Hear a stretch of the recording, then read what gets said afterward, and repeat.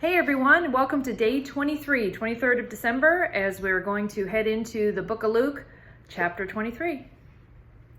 Then the whole company of them arose and brought him before Pilate, and they began to accuse him, saying, "We found this man misleading our nation and forbidding us to give tribute to Caesar, and saying that he himself is Christ, a king."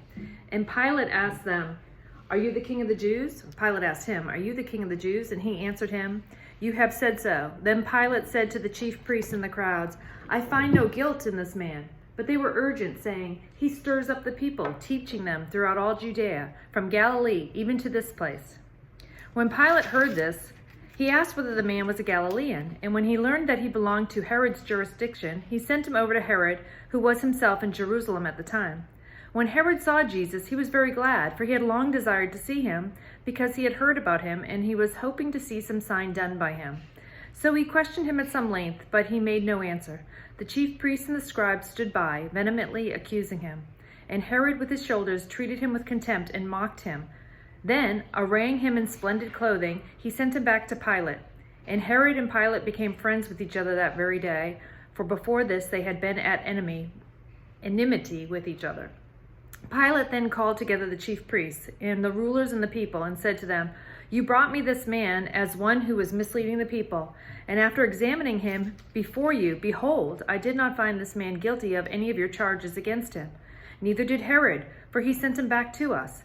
Look, nothing deserving death has been done by him. I will therefore punish and release him." But they all cried out together, "Away with this man, and release to us Barabbas, a man who had been thrown into prison for an insurrection started in the city, and for murder." Pilate addressed them once more, desiring to release Jesus, but they kept shouting, "Crucify, crucify him."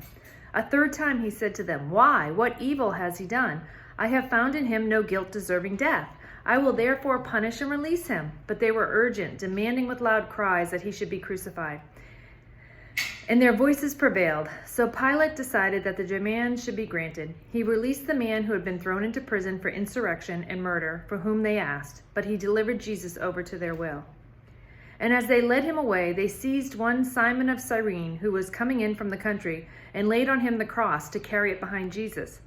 And there followed him a great multitude of the people, and of women who were mourning and lamenting for him. But turning to them, Jesus says, "Daughters of Jerusalem, do not weep for me, but weep for yourselves and for your children. For behold, the days are coming when they will say, 'Blessed are the barren, and the wombs that never bore, and the breasts that never nursed.' Then they will begin to say to the mountains, 'Fall on us,' and to the hills, 'Cover us.' For if they do these things when the wood is green, what will happen when it is dry?" Two others who were criminals were led away to be put to death with him. And when they came to the place that is called the Skull, there they crucified him and the criminals, one on his right and one on his left. And Jesus said, "Father, forgive them, for they know not what they do." And they cast lots to divide his garments. And the people stood by watching. But the rulers scoffed at him, saying, "He saved others, let him save himself, if he is the Christ of God, his chosen one." The soldiers also mocked him, coming up and offering him sour wine, and saying, "If you are the king of the Jews, save yourself." There was also an inscription over him, "This is the King of the Jews." One of the criminals who were hanged railed at him, saying, "Are you not the Christ? Save yourself and us." But the other one rebuked him, saying, "Do you not fear God, since you are under the same sentence of condemnation? And we indeed justly, for we are receiving the due rewards of our deeds. But this man has done nothing." And he said, "Jesus, remember me when you come into your kingdom." And he said to him, "Truly, I say to you, today you will both be with me in paradise."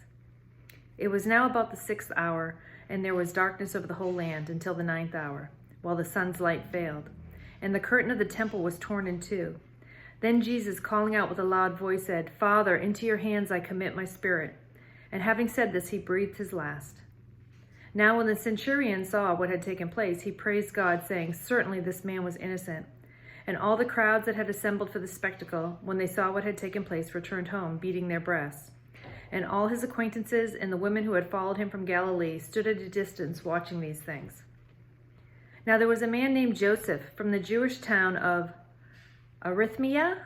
He was a member of the council, a good and righteous man, who had not consented to their decision and action, and he was looking for the kingdom of God. This man went to Pilate and asked for the body of Jesus. Then he took it down and wrapped it in a linen shroud and laid him in a tomb cut in stone, where no one had ever yet been laid. It was a day of preparation, and the Sabbath was beginning. The women who had come with him from Galilee followed, and they saw the tomb and how his body was laid. Then they returned and prepared spices and ointments. On the Sabbath they rested according to the commandment. That's the end of chapter 23, and I look forward to seeing you all tomorrow for the book 24. And Bailey came in Bailey's bringing us little baby Jesus. So we'll see you tomorrow, Christmas Eve. We'll read chapter 24. Thank you. Follow the fault and strength.